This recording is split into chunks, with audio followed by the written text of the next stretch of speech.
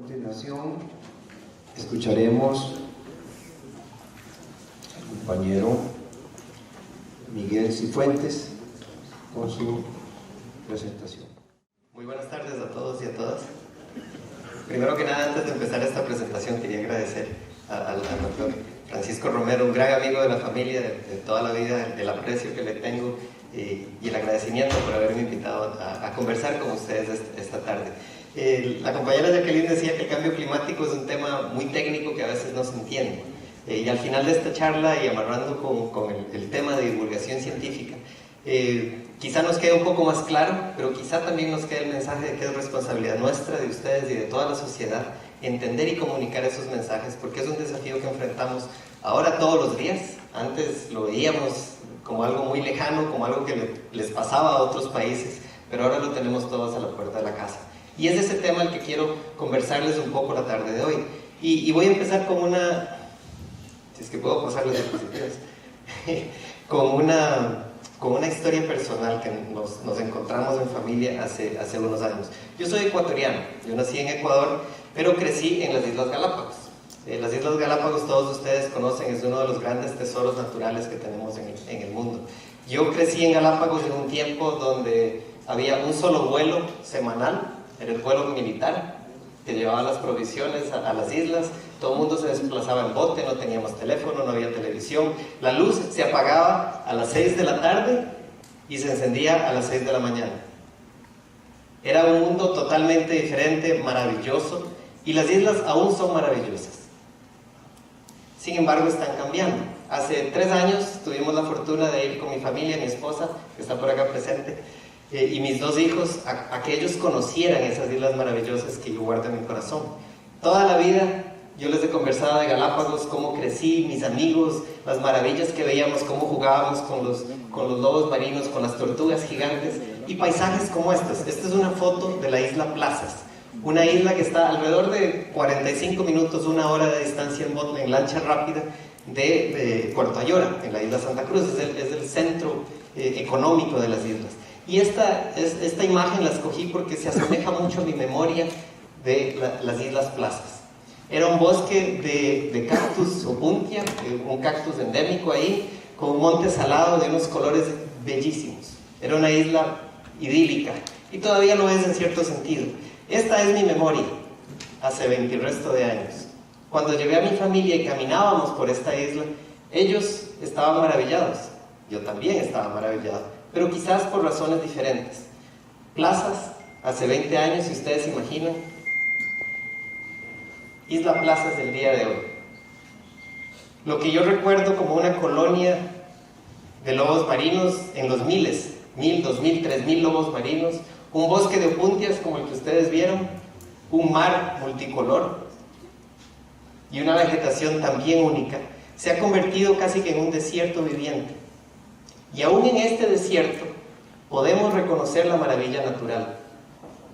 Sin embargo, yo hablo de transformaciones invisibles, porque mi familia, los turistas que llegan al sitio y ustedes el día de hoy llegan a estas islas y se maravillan. Sin embargo, yo las recuerdo de forma diferente. Y este es un ejemplo de impactos humanos muy directos, muy puntuales, en un área muy pequeña y altamente protegida en nuestro planeta. Tengo muchas historias de Galápagos, por supuesto. La siguiente está relacionada con una de mis aves favoritas, los piqueros de patas azules. Igualmente un espectáculo verlos a la orilla del mar, pescando. Son bandadas y eso es parte de la historia, eran bandadas de miles de estos piqueros clavándose en el mar y pescando. Lo que encontramos ahora fueron colonias decimadas, quizás en los cientos de aves, que en los últimos años nos decían se han reducido hasta un 10% de la población original que encontrábamos en las Islas Galápagos.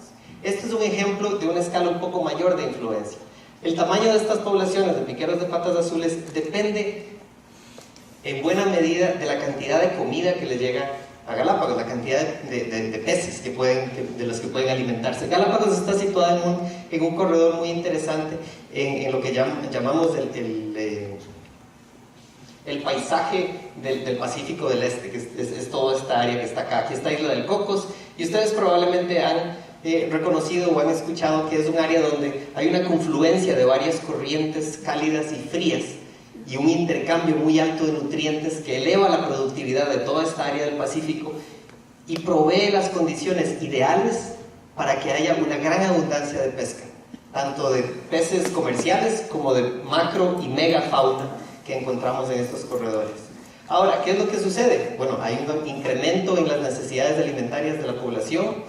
Tenemos la flota pesquera china estacionada habitualmente aquí, bloqueando la corriente fría de Humboldt, que es donde todos los pescados que necesitan los piqueros patas azules para aumentar su población o para sostenerlo, dependen. Y en los últimos años esa explotación pesquera ha aumentado exponencialmente. Y contrario a esa tendencia, la población de los piqueros patas azules se ha reducido. Esto es un ejemplo de impactos humanos a una escala intermedia. Y no importa qué es lo que hagamos para proteger las Islas Galápagos, si la influencia externa o la influencia sobre estas islas, sobre estas poblaciones de pájaros y animales vienen de fuera, hay poco que podamos hacer al respecto.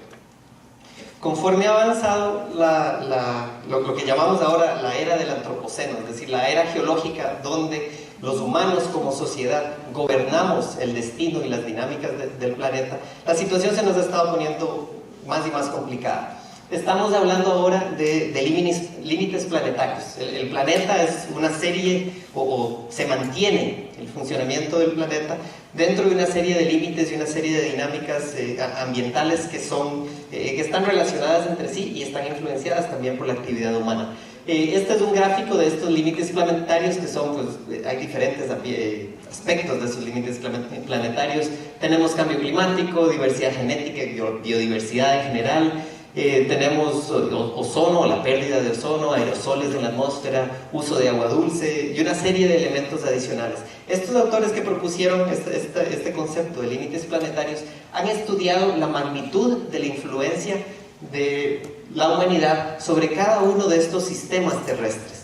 Y lo que están concluyendo, y lo muestran aquí en este resumen de este gráfico, si ustedes ven, los colores verdes son sistemas planetarios que están estables, donde no hemos ejercido tanta influencia, y conforme ustedes van pasando a los colores amarillos y rojo, pueden notar que estos son los sistemas planetarios que han sido más alterados por las acciones humanas. Entre ellos tenemos todos los ciclos biogeoquímicos del planeta, en especial nitrógeno y fósforo, que han sido totalmente alterados por la acción humana. Cambio climático, ahorita conversamos acerca de eso, pero en general la integridad funcional de la biosfera, de la biodiversidad, también está atravesando o sobrepasando estos límites planetarios, y realmente no estamos muy seguros qué va a pasar después de esto. Estamos acostumbrados a estudiar nuestro planeta dentro de esta zona de confort, tal vez verde, amarillo, tirando anaranjado en algunas ocasiones. Sin embargo, los forzamientos o la influencia humana sobre este tipo de límites o de sistemas planetarios nunca la hemos tenido en la magnitud que la tenemos en el presente o en la actualidad. Hay también un concepto ecológico de umbrales que nos puede servir para tratar de contestar esa pregunta de qué va a pasar cuando nos acerquemos o sobrepasemos estos límites planetarios. Esta figura es sencillísima, pero súper compleja al mismo tiempo y me encanta. Es un modelo conceptual que llaman de valles y bolas. Y voy a ir por partes, me interrumpen en cualquier momento si me enredé con la explicación. El concepto dice que cada uno de los sistemas, puede ser un ecosistema, un sistema de funcionamiento planetario, o puede ser la estabilidad de un bosque, tiene un cierto umbral de funcionamiento, tiene la forma esta de un valle. La pelotita esta representa un estado de estabilidad, representa una estabilidad de ese ecosistema, y el ideal va a estar aquí abajo. Cuando la pelotilla está aquí abajo, quiere decir que el ecosistema está completamente estable, funciona bien, no hay ningún peligro ni ninguna influencia que pueda alterar ese balance natural del ecosistema. Empiezan a suceder cosas. Hay una inundación, hay una sequía, cortamos árboles, se mueren los pájaros, N cantidad de cosas pueden suceder que implican o imponen una cierta inercia sobre esa estabilidad, un cambio sobre esa estabilidad. Y ahí es cuando empezamos a ver transformaciones de mayor o menor magnitud de estos sistemas. Conforme la influencia es mayor, la situación o la condición de ese ecosistema se vuelve más inestable. Y si ustedes se imaginan, tirar una bolincha en un plato redondo. Si ustedes la tiran suavecito, se mueve lento y vuelve al fondo del plato. Si ustedes... Adelante. Si ustedes la tiran más fuerte, esa bolincha se mueve más fuerte. Y si la tiran con mucha fuerza, esa bolincha lo que va a hacer es caer al plato y salir disparada del plato en otra dirección. ¿En cuál dirección? Bueno, hay N cantidad de posibilidades. Al salirse del plato, esa bolincha cruza este umbral, es el límite de funcionamiento. Ya la bolincha no está en el plato, está en otro lado, está en la mesa, está en el piso, rodó, picó, no sabemos. Esta figura tiene dos dimensiones, pero en el universo natural obviamente estamos hablando de dimensiones espaciales y dimensiones temporales. Entonces, tengo acá un ejemplo sencillo que tiene que ver con la conversión de un ecosistema con vegetación arbolada, arbustiva y herbácea, que tiene ciertas influencias. En este caso es un desierto, entonces hay aquí una influencia de aumento de temperatura y de disminución en la precipitación que convierte esa influencia, esa magnitud, empuja la bolincha fuera de esta taza y convierte el ecosistema en otro, completamente diferente. Podríamos también conversar de ejemplos marinos, por ejemplo, los arrecifes de coral, que con un cambio muy pequeño, relativamente pequeño en la temperatura del mar, les da un evento de blanqueamiento y dejan de ser coral. Se muere y se transforma en algo completamente diferente. Igual tenemos ejemplos cuando la macrofauna se come demasiados pastos marinos y en lugar de una pradera de pastos marinos tenemos una playa de arena que luego se erosiona. Entonces, este concepto es interesante porque estamos empezando a conversar o a cambiar nuestra forma de pensamiento. Tradicionalmente pensábamos que estos umbrales ecológicos tenían baja probabilidad de ocurrencia. Los ecosistemas, como nos decía la compañera, el agua, nosotros aprendimos que el agua es un recurso inagotable. Bueno, ya no es tan cierto, porque la influencia humana ahora nos ha hecho cambiar todos esos paradigmas. Lo que pensábamos que eran ecosistemas muy estables, ahora están empezando a ser cada vez más inestables y cada vez más susceptibles a este tipo de cambios y de trascendencias de umbrales.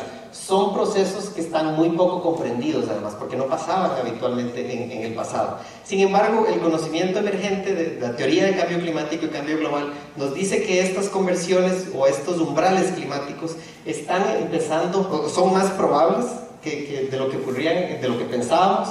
Los impactos de estos cambios son más importantes o de mayor magnitud. Además que esos cambios están interconectados, no es simplemente que un oasis se convierte en un desierto, sino que detrás de eso hay toda una cadena de efectos que están unidos. Y si aumentamos esa escala de subregional o regional a una escala global, esos efectos se conectan aún más.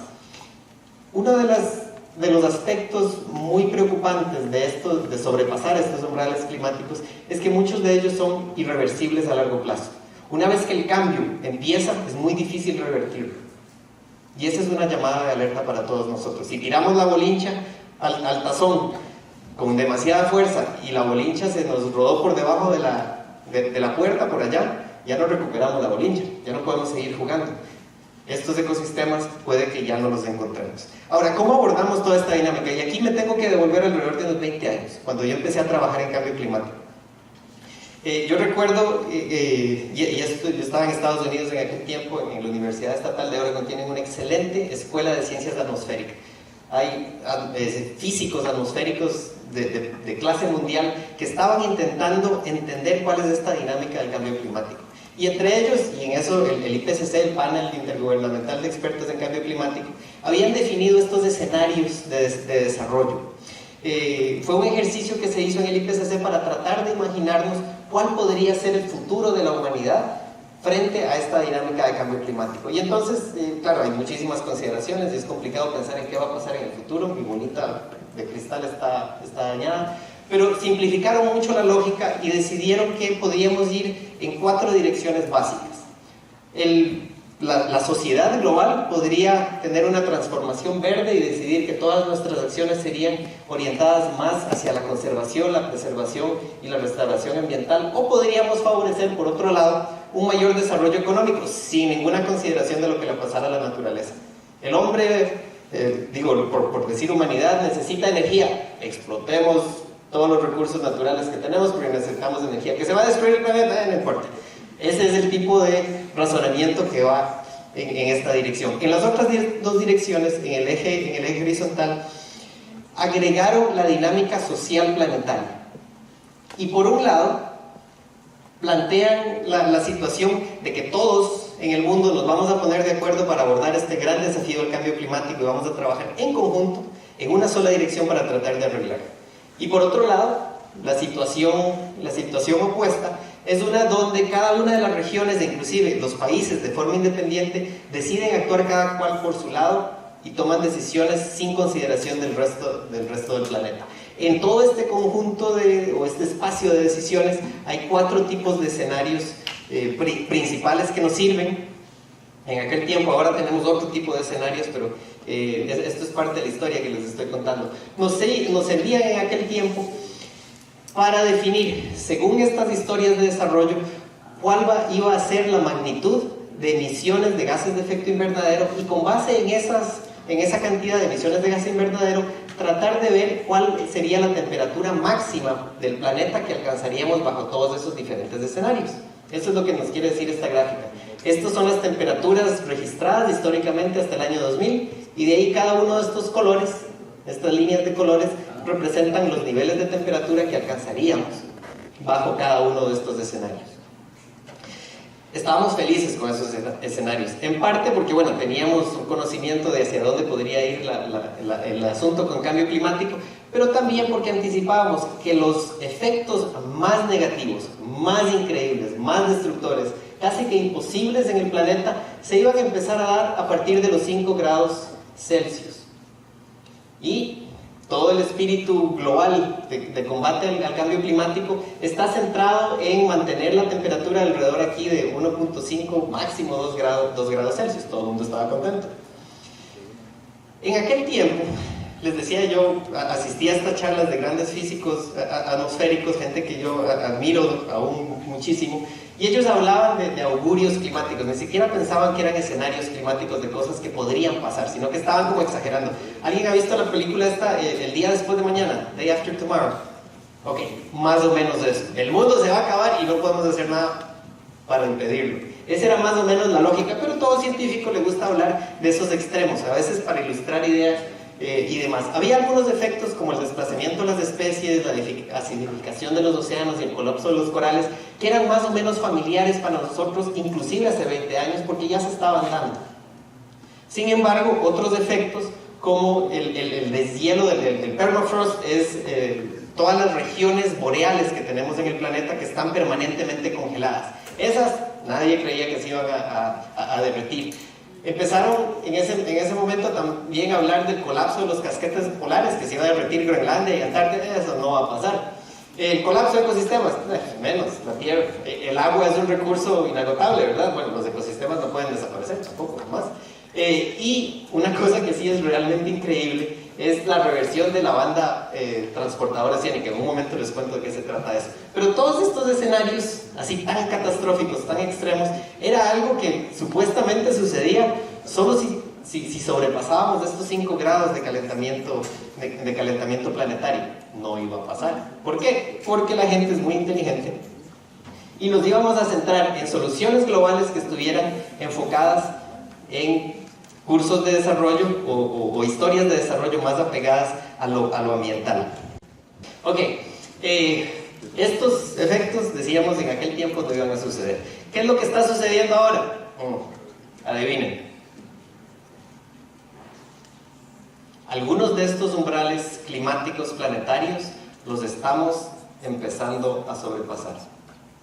Tengo aquí algunos ejemplos de lo que está sucediendo en el planeta, en este mundo. Entonces, estos desafíos del mañana en 20 años, de los que hablábamos hace 20 años, están sucediendo hoy. Quizá uno de los más importantes es el deshielo de los casquetes polares, tanto de Groenlandia, de la zona ártica, como de Antártida. La velocidad de ruptura de esas grandes masas de hielo ha estado acelerándose por lo menos por los últimos 300 años. Esta foto de acá es una fractura de alrededor de 30 kilómetros en Antártida Este, en el bloque de Antártida Este, que se produjo hace 2 años, o se reportó hace 2 años. Los diferentes bloques de ese casquete polar tienen nombres. En la parte oeste de la Antártida está la plataforma Larsen, se fracturó en 2002 y según los estudios paleogeológicos, esa plataforma había sido estable por lo menos por los 1000 años antes de que ocurriera esta fractura. Poco después de la fractura de Larsen B, Larsen C, entre 1992 y el 2007 se calcula que ha perdido 1 trillón de toneladas de hielo. 1 trillón es 10 a la 12, son millones de toneladas. Ahora, antes de que empezáramos este evento, reflexionábamos con mi esposa, es que ni siquiera nos podemos imaginar la magnitud de 1 millón de millones de toneladas. Si es difícil imaginarse una tonelada de hielo, ¿cuánto es 1 millón de millones de toneladas? Bueno, 10 a la 12 toneladas claramente, pero en mi cabeza no cabe esa magnitud. Y probablemente ese es uno de los desafíos que tenemos con estos límites climáticos, que no nos imaginamos realmente la magnitud de influencia que estamos ejerciendo sobre el funcionamiento planetario para causar este tipo de efectos. Si de aquí al 2300 perdemos algunas de estas, o perdemos por completo algunos de estos casquetes polares, el nivel medio del mar aumentaría entre 3 a 7 metros, dependiendo de cómo se derrita Antártida y cómo se derrita Groenlandia. 3 a 7 metros parece que no es mucho, pero imagínense que nadie va a ir al puerto a tomarse un Churchill, ¿verdad? Si es que todo el casquete antártico llegara a derretirse, tendríamos entre 20 y hasta 53 metros de aumento del nivel del mar. Eso implica que miles de millones de personas que viven en las costas alrededor del planeta van a necesitar de un nuevo hogar. Y no es solo que las personas necesiten un nuevo hogar o un desplazamiento de las poblaciones, como nos conversaban las colegas, es que detrás de eso viene seguridad alimenticia, seguridad política, conflictos humanos y una serie de eventos. Recuerden, estos están interconectados y ahora les hablo un poco más de eso. Otro de los umbrales climáticos que a mí personalmente me duele es el colapso del Amazonas, y no sé si ustedes habían escuchado que el Amazonas produce su propia lluvia. No. Ok. Cualquier cultivo, cualquier árbol, por este proceso de ciclaje de agua, evapotranspiración simple, genera una cierta cantidad de humedad sobre el dosel. El Amazonas resulta que es tan grande que genera sus propias nubes. Y entre 2 a 3 meses antes de que la humedad oceánica entre al continente americano y produzca un efecto de invierno exógeno, ya en el Amazonas está lloviendo, porque la evapotranspiración del bosque, en una masa de bosque tan gigantesca como el Amazonas, produce su propio clima. Ahora, se ha calculado que podríamos perder alrededor del 40% del área total del Amazonas, y ese proceso de autogeneración y estabilidad del Amazonas todavía puede mantenerse en el futuro. Sin embargo, ahora tenemos una dinámica de clima que está cambiando. Tenemos datos que nos indican que la Amazonía está volviéndose más seca, está volviéndose también más caliente, y que ha empezado a haber un proceso de recambio de especies. Los árboles, las especies vegetales que antes crecían en el Amazonas estaban muy acostumbradas a tener un ambiente húmedo, muy húmedo. Ahora empiezan a aparecer especies que más bien favorecen climas húmedos y semisecos. De continuar este proceso, ecofisiológicamente sabemos que habría una conversión de bosques a sabanas, pastos arbolados básicamente. Esta sinergia actual que hay entre los procesos de deforestación, cambio climático, sequía de temperatura y fuego especialmente, nos ha hecho reconsiderar este umbral de estabilidad.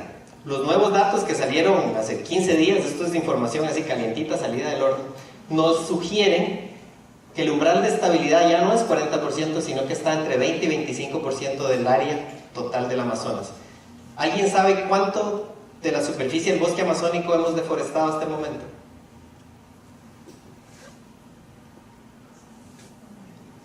Nadie por ahí. ¿Cómo cuánto? No tanto. Estamos a un 17% de pérdida del área de bosque total del Amazonas. Estamos a un paso de llegar a ese 20%.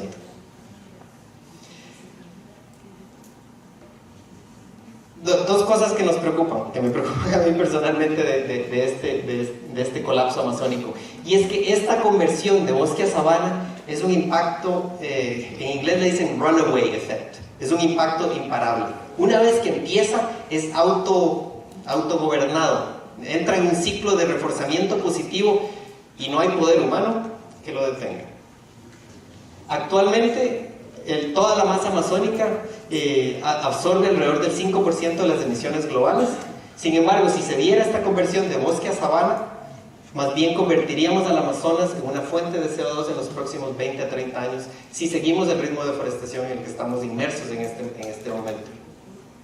Y eso amplificaría los ciclos positivos de reforzamiento de cambio climático, de emisión de CO2 a la atmósfera. Les comenté hace un rato que iba a hablarles de esta banda transportadora oceánica. A nivel global, uno de los mecanismos de redistribución de calor como unidad de energía en el planeta es la circulación oceánica. ¿Qué es lo que pasa? Los trópicos, ustedes saben, son más calientes que el resto del planeta, reciben más insolación, más radiación, más calor, más temperatura. Esa agua, esas masas oceánicas tropicales se calientan y empiezan a migrar lentamente hacia las zonas templadas, hacia las zonas árticas y hacia la Antártida. Conforme avanzan en latitud, empiezan a enfriarse. Conforme se enfrían, aumentan su densidad, aumentan su salinidad, y cuando llegan a los polos, esas grandes masas de agua se hunden y vuelven por corrientes pegadas al lecho marino a miles de metros de profundidad, y vuelven a surgir en las zonas tropicales, y así es como redistribuimos la energía del planeta. Sucede, ustedes saben, ya les comenté, hay procesos de deshielo en el Ártico y en la Antártida. Ese deshielo lo que está haciendo es agregando inmensas cantidades de agua dulce al océano. El agua dulce tiene una densidad diferente que el agua salada, y entonces esa masa de agua dulce flota con más facilidad y está, no encontré una mejor palabra, me disculpan, está parqueando la banda de distribución de energía, está disminuyendo su velocidad en alrededor de un 15%. ¿Qué quiere decir eso? Que la energía en el planeta no se está moviendo a la velocidad que debería estarse moviendo. Los modelos climáticos que tenemos ahora nos están indicando que eso implicará un clima más extremo, con mayores sequías, mayor temperatura, tormentas más fuertes, más frecuentes. Ya lo estamos empezando a ver en Europa. El aumento de la temperatura del mar afecta a la reproducción de peces, y hay colapso de pesquerías en las zonas templadas. Y la producción agrícola también podría haberse afectado, porque no solo que se parquea la banda oceánica acá, sino que aquí vamos a tener sequías en África, y todos sabemos el problema de seguridad alimentaria que hay en África, también aquí en América, todo está conectado. Ahora, no es para que ustedes salgan de buen humor y pensando que todo es negativo. Miguel también puede ser positivo, pero tengo que decirles que estos tres efectos de los que les conté hace un momento no son los únicos. No son los únicos umbrales planetarios de los que podemos estar preocupados o deberíamos estar preocupados. Es toda esta serie de efectos: deshielos en las zonas árticas y boreales, los grandes arrecifes de coral están decayendo, la circulación oceánica está disminuyendo, hay plagas y enfermedades debidas a las mayores temperaturas, estamos perdiendo hielo antártico también. Entonces, todas estas dinámicas están acelerando este proceso y están aumentando también el riesgo climático al que estamos sometidos en el planeta. A ver, si me explico claramente con esto. Este gráfico viene del último reporte del IPCC. Y esta información fue publicada hoy en la revista Nature. Entonces, eso sí está, pero así, está todavía calientito, saliendo del horno. Lo que representa este gráfico es lo siguiente. La magnitud del riesgo de tener estos efectos irreversibles en el funcionamiento climático se muestra en estas diferentes barras de acuerdo con el color. Un color amarillo es un riesgo bajo, un color más oscuro es un riesgo muy alto. Aquí en la horizontal ustedes ven cómo los diferentes reportes del IPCC han ido cambiando esa medida de riesgo conforme pasa el tiempo. Y ese riesgo está relacionado con los umbrales de temperatura a los que podríamos llegar. Les dije yo que hace 20 años pensábamos que todos estos riesgos aquí, estas dinámicas iban a producirse aquí a los 5 grados. Pues resulta que ahora la información que tenemos nos indica que se están empezando a producir más o menos al grado de aumento de temperatura global que estamos percibiendo en este momento. Lo que me preocupa a mí de este gráfico es que todos estos compromisos que estamos haciendo a nivel de Convención Marco de Naciones Unidas para Cambio Climático nos están colocando sobre una trayectoria de temperatura que nos va a hacer llegar a 3 y hasta 4 grados Celsius.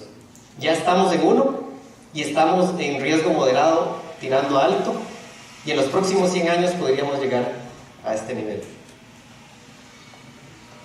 Les dije que no todo es negativo, tenemos que actuar, sabemos cómo actuar. Y quiero presentar esta noción de problemas hipercomplejos. En inglés les llaman wicked problems. Son problemas trascendentales que estamos ahorita enfrentando en el planeta. No es un concepto nuevo, esto fue propuesto en los 1970. Y detrás de eso está la hipercomplejidad de los sistemas planetarios. Y se basa toda esta teoría en que generalmente son problemas donde tenemos conocimiento incompleto o contradictorio. La base científica no es realmente clara en toda su gran magnitud. Hay diferencias geográficas y demás. El número de personas y de perspectivas involucradas también es muy complicado de solventar. El costo económico de solucionarlos es altísimo, pero hago el paréntesis, el costo económico de atender la emergencia climática es mucho más alto, que conste. Y la naturaleza interconectada entre los problemas y estas dinámicas planetarias también hacen que estos problemas sean hipercomplejos. La dinámica de cambio climático es uno de estos problemas, un wicked problem. Y en el corazón del cambio climático, en mi opinión, está la dificultad que tenemos en predecir el comportamiento humano a futuro. Porque muchos de estos efectos de los que les comenté dependen precisamente del nivel de emisiones de CO2 y gases de efecto invernadero que pongamos en la atmósfera. El derretimiento de los casquetes polares y el aumento del nivel del mar, aunque hay un cierto efecto de inercia que va a seguirse produciendo entre los próximos 100, 300 años, podemos disminuirlo en una magnitud considerable si es que controlamos la cantidad de emisiones de CO2 y otros gases de efecto invernadero a la atmósfera. Si los controlamos, ya. Tenemos alrededor de 10 años para actuar, si no es que menos. Ok, en el contexto en el que estamos, porque no quiero que todo el mundo salga llorando de acá, pensemos hacia el futuro. Necesitamos abordar cambios transformacionales ante esta hipercomplejidad de la que les estaba comentando. El desafío subyacente es uno, en mi opinión, de economía de recursos. El planeta tiene una magnitud finita de recursos y tenemos cada vez mayor necesidad para aprovecharlos, para usarlos para el bienestar humano. ¿Cómo atendemos ese gran desafío? Tenemos poco y somos muchos. Tenemos que buscar formas de atender ese desafío complejo. Desde el punto de vista académico, estamos en una universidad, somos todos investigadores, nos encanta esto de la ciencia.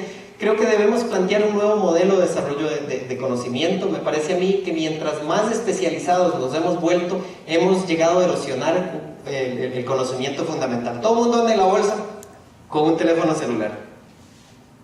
Sabemos cómo operar esto. Un chiquito, usted le da esto a un chiquito de 2 años, 3 años, yo le pido a mi hijo que me lo configure porque ya no sé cómo.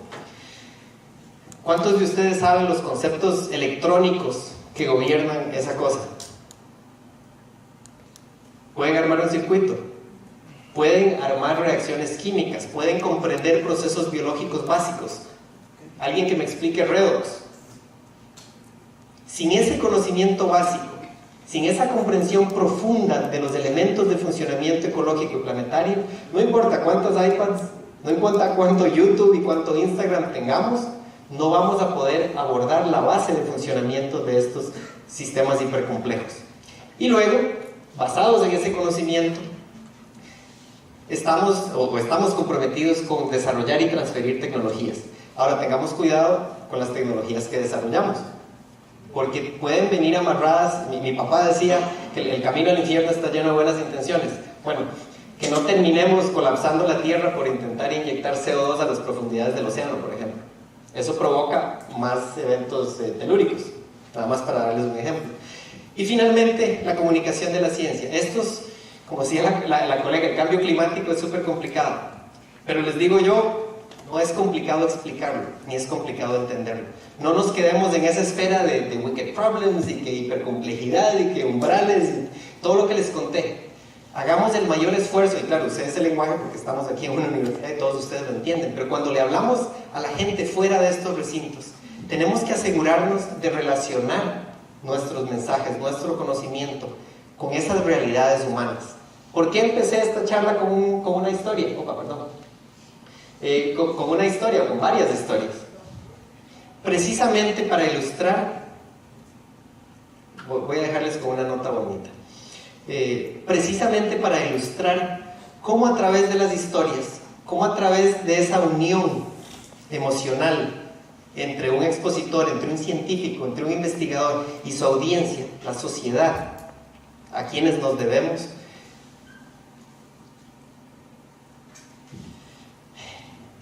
yo sé que es complicado, pero es el llamado que debemos atender. Traducir ese conocimiento, traducir esa pasión que cada uno de ustedes tiene, que cada uno de nosotros tenemos con la investigación y estos grandes temas, es una obligación. Y ese reto, yo creo que lo podemos superar, lo tenemos que superar, y con eso les agradezco por su atención.